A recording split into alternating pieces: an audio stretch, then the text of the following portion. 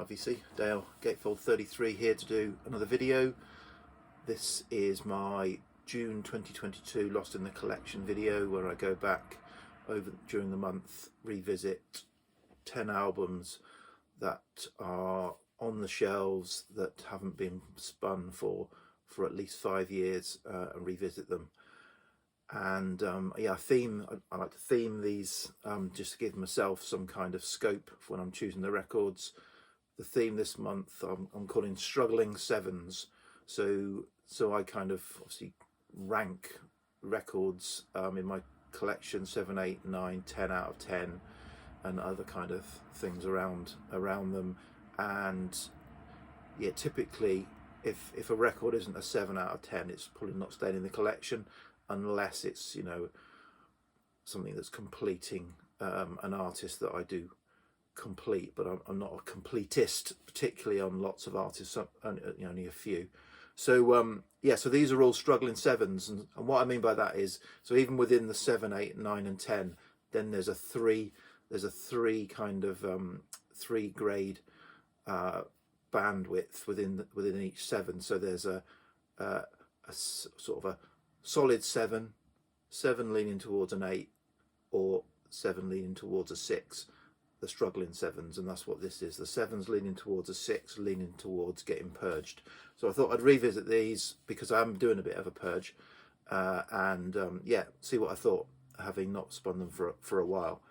So I thought I'd start though with a bit of a public service announcement. So I sort of, by watching a Super Deluxe Edition video that was showing the new Rolling Stones singles box unboxing, I got in the comments there was a link to another channel, Parlophone Auctions, run by a guy called Andrew in the UK, who did a more in-depth unboxing or a review of that Rolling Stones singles box set that's just come out,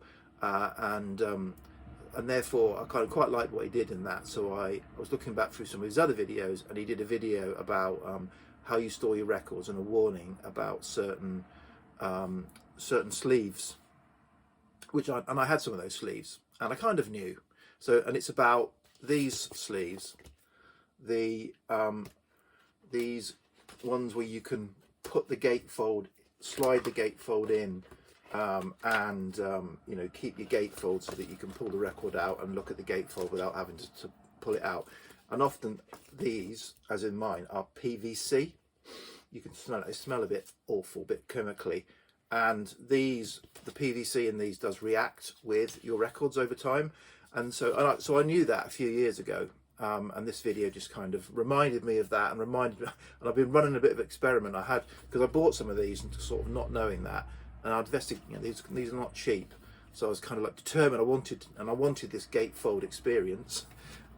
So I put a few of my kind of cheapo car boot £1 comps in these, and I've left them there for a few years to see what's going on, and they are starting to react. So because these have got chlorine in them and are similar, so it's a chemical reaction. There's nothing you can do about kind of, you know, really it's a chemical reaction about the chlorine and the PVC in this sort of leaches or whatever into through the cover, and reacts with the vinyl record and causes it to go cloudy. And if you've ever bought sort of old records from thrift stores and the like, and they've got these old crinkly versions, the dried up crinkly versions of these PVC sleeves, and then sometimes you get the record out and it's all kind of got this cloudy sheen on it, and some, you know, often that means it swooshes and swirls when it plays, and I always thought it was reacting with the polylined or the polythene inner in the record, and sometimes I think it is. But after just 1 or 2 years of me storing some of my other records on as an experiment with new polyline sleeves inside, they were still starting to react. There was the smell of these was prominent inside the sleeves. So, you know, it's already gone through the card of the sleeve and starting to kind of be inside the record sleeve. So I've thrown, apart from this one, thrown all of these away you know, the 40-50 quid that I bought on a big batch of these, I'd rather lose the 40 or 50 quid than risk damaging a lot of nice records. So that's just a kind of public service announcement. If you weren't aware of that and you've got these nice, say, gatefold sleeves with your precious records in, might be worth considering getting rid of them. So polythene is fine. So poly sleeves are fine, but it's PVC sleeves particularly that are, you know, can be bad. Right. Anyway, on with the video. So yeah, so 10 records, as I said, struggling sevens. These are the order that I played them in. So the first one up, I don't know which side am I going to move? I don't know. First one up is Jackie DeShannon and Jackie album, 1972. So this is an album that was recorded by Jackie DeShannon in Memphis. This is the only Jackie DeShannon album I have, by the way. Recorded in Memphis, and I kind of listened to it online several years ago and actually sought it out at a record fair. So it's not a chance car boot sale find. It's on the Atlantic label. Yeah, so it's kind of Memphis, you know, Jerry Wexler, Tom Dowd. So you know, it's sort of Jackie doing a bit of that kind of Memphis sound. What have I said? So yeah, some sort of it's a mix, and it's a mix of you know, songs that Jackie's written and covers. The first 4 songs are just, you know, fine, you know, good kind of either are they all covers? Yeah, the first 4 are all covers. Then we get into a long track written by Jackie DeShannon, 6 minutes, and it's a sort of tale of two halves. This is quite interesting. So it's a bit of a sort of ballady singer-songwriter, but then there's some quite good, you know, funky guitar, and so that I guess the Memphis kind of session players come in, and it finishes quite strongly. So that's the sort of mainly the first side. Again, second side is good. A bit more production, I think, on the second side, a bit less singer-songwritery. I think there is, yeah, she does a cover of a Wanneroo You, Van Morrison, which I think is a bit unnecessary. But other than that, yeah, it's a solid album. So it's gone from a struggling 7 to a solid 7, but probably still will only play it again in another 5 years, and we'll see where it is then. Next up is Edgar Froese and the Stuntman album, which is from, when is this from? 79. This is a Virgin release. So yeah, so it's quite bright. I don't know if it's the pressing or the music. I found that, you know, the first sort of, well, a couple of songs on side A were a bit bright. The second track on side A, it would be like Samoa, a 10-minute track. That's pretty solid. And side B is is more, say, less bright. Side B is a bit more sort of atmospheric and consistent in its kind of feel. So yeah, so I've preferred side B. I've left it as a struggling 7 in my opinion for now. Okay, next up, this is quite interesting to me anyway. So this is Steely Dan, The Royal Scam.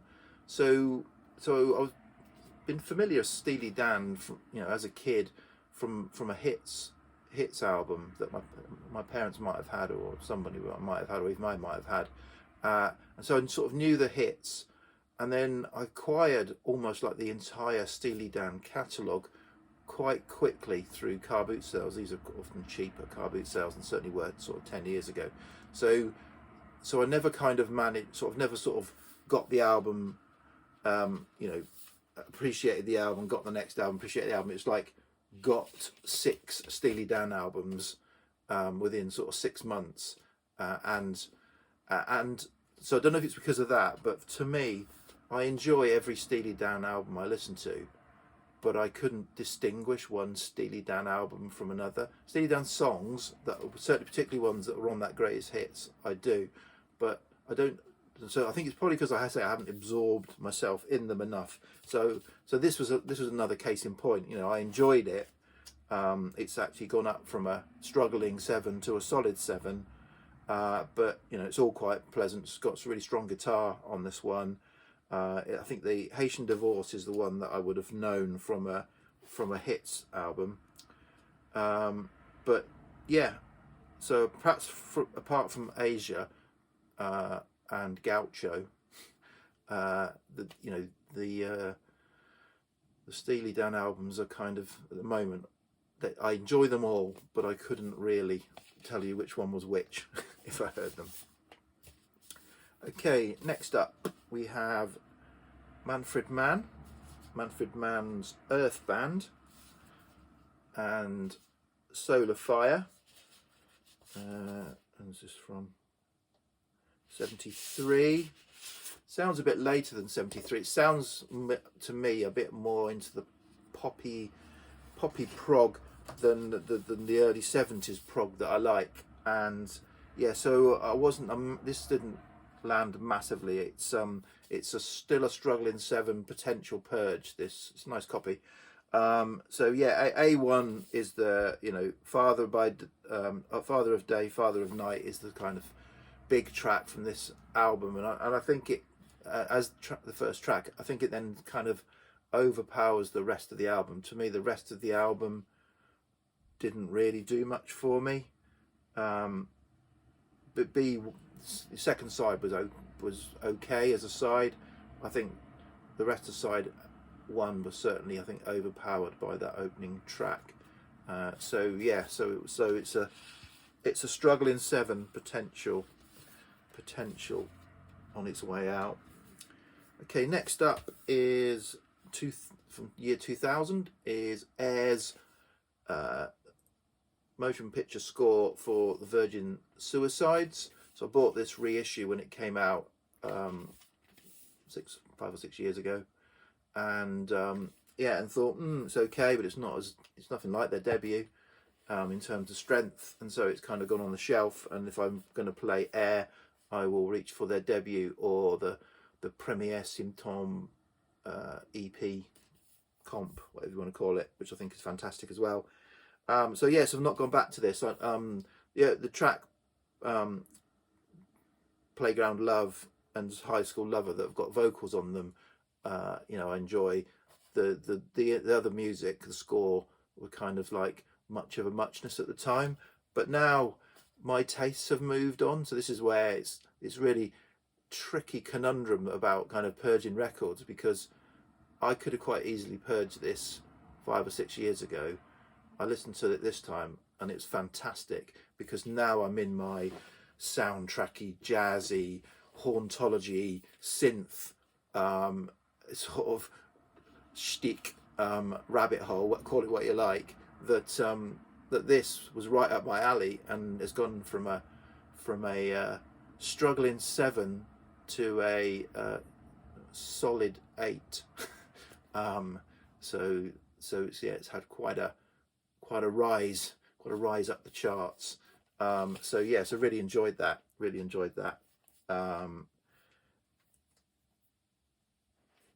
Okay, so we've now got a couple of, or we would have had if I'd got one of them out. Bear with.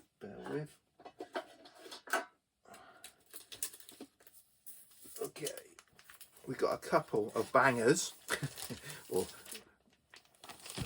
for now. So yeah, so first up, Beatles, Let It Be. So yeah, so this is an album that kind of, like, its reputation preceded it. So it's the it's not a proper album. It's a hodgepodge. It's not very good. The Beatles were in turmoil. Blah blah blah. And kind of like, so yeah, I bought it as, this was bought as a sort of completist, from a completist perspective. Familiar with it. I had it on CD anyway. Familiar with it, but kind of got that mindset, and so went into it not expecting to enjoy it, and expecting to say, yeah, that's what I've just said, and therefore, but I'm going to keep it because it's complete in the Beatles collection, and I probably can be. I'm not going to purge this out of spite. I'll keep it, and actually, I really enjoyed it. Enjoyed it more than I was expecting, which is often the case when you go out to if you go to see a band that you're not particularly expecting to enjoy it. It's better than expected. Whereas if you go to a band that you're absolutely overexcited about, it's often underwhelming. So yeah, so I actually enjoyed this. I won't go into the tracks and all that kind of stuff. So it's gone from a struggling 7 to a solid 7. It's still only a 7 out of 10 album. Right, and now this one could be quite contentious as a struggling 7, but it is for me. In fact, it's been in the sale pile, and I took it out of the sale pile for this to give it a 17th chance, and that is Velvet Underground and Nico. So this is the I think 40th anniversary Back to Black version. So it doesn't sort of set itself up well. It's a bit of a crackly pressing. It's not the best pressing in the world, but then I don't think this was ever audiophile. I think this was always a little bit kind of rough around the edges in terms of its recording and mastering. So you kind of, that's all they've got to work with. So yeah, so I say I've tried a lot with this because this is an album, it's always up there in the top 100 albums of all time, and so you think I've got to appreciate this album. But going back to it, I will say I did really enjoy the first side. Side A, I think, is sort of a strong, really good. First 4 songs are absolutely fantastic, and side B, though, to me is a bit of a mess. I guess it's almost like you had to be there from my perspective. And so I struggle with it. Perhaps your more cultured musicians and musical music fans will tell me that you're missing something, Dale. Side B's where it's at, but for me, B, what is it? I'll Be Your Mirror is a great song, but the rest I struggle with. So it's still a struggling 7, but it's come out of the sell pile. Perhaps if I find an original of it at some point, I might be a bit more attached to it. But I'm certainly not particularly attached to this. I've got a CD copy of it as well. And I had CD for years. So yeah, so that's that, I think. Okay, next is Ben Watt. Ben Watt, one half of Everything But the Girl, and his 2014 solo album. So his second solo album, although his first solo album was about 30 years before this, over 30 years I think before this. So I think he did one in about 83. Then he's been obviously doing Everything But the Girl albums, and came up with this in 2014. It's good. It's singer-songwriter. His voice is not as you would expect it listening to Everything But the Girl. I think when you take it out of Everything But the Girl and take away Tracy Thorn's vocals, he's very kind of got quite a fragile voice. Singer-songwriter, I say Bill Fay-like is kind of what came to me. But this is a good, solid, reflective singer-songwriter album. He's more kind of looking back, reflecting on kind of aging and life and where he is in 2014 as I don't know if he is late 40s, early 50s at that point. And so yeah, it's I think it's a really nice album, and it's gone from a struggling 7 to a struggling 8. Yeah, so it's got some so on the second, he's got Bernard Butler involved. Bernard Butler does a lot of the lead sort of electric guitar on this, and on one of the tracks. The thing about it's got lovely packaging, it's got die cut, it's got inners, but on none of it are there any credits. So you'd think if you'd created all of this space, there's no credits or lyrics. the tracks are on the back, so it's a bit weird to invest, say, in all of that space and devote it entirely to artwork that the sort of listener has got to kind of work it out for themselves. Yeah, so but on track B3, whatever that is, because interestingly then it kind of doesn't 3 could be the levels, anyway. David Gilmour guests on slide guitar on one of the tracks on this as well. So it's got Bernard Butler on lead guitar, Ben Watt doing some keyboards and some sort of other guitar work, yeah, David Gilmour guesting on one of the tracks. I've faffed around a bit on that. Right, couple left. So next up is Brand X, so a bit of a kind of, was it a super group side project? Phil Collins on drums and others on the famous Charisma label. Yeah, this is Unorthodox Behaviour by Brand X. This is a lovely copy. It's nice music. I think it's so, you know, I don't like my prog too proggy. The opening track is a bit too proggy for me. Nuclear Burn. After that it settles down into a nice kind of like ambient prog, I suppose, a bit more restrained, a bit less frenetic, and that's kind of what I enjoy. You may say that's because I'm just too bland in my musical tastes, but yeah, so it's okay. It's still a struggling 7, probably staying, because it's a really nice copy and it's quite enjoyable. And then finally is this album, Bob Frank. This is A Light in the Attic, one of their kind of long lost, so comes one of those fake Obi things, long lost, you know, artists rescued, Light in the Attic, as they do.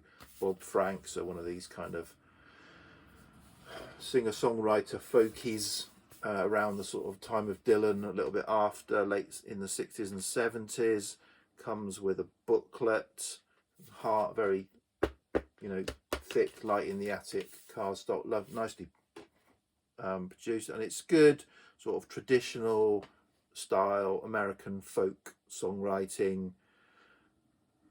And so the interesting thing was, in a part, it's very, very melancholy. So I do like my melancholy. So if you're, you know, and I'll say Mickey Newbury. So if you think Mickey Newbury is the most, to me, Mickey Newbury is like the ultimate of US country folk melancholy, and this Bob Frank kind of matches him.